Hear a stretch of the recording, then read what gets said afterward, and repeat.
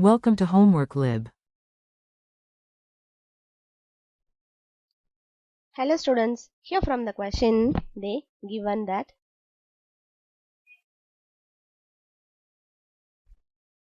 the snowplows break down at an average rate lambda which is equal to 5 per day, and then mu it is equal to 7 per day.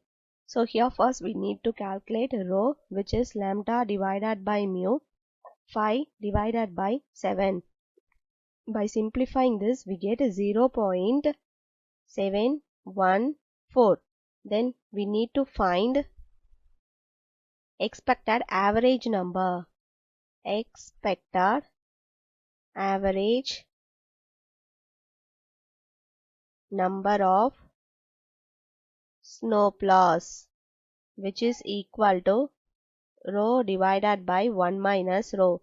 Substituting this 0.714, 1 minus 0.714. By simplifying this we get 2.5. Therefore, here we conclude that the expected average number of snowplows in the garage is equal to 2.5. Hope you find the video useful. Thank you.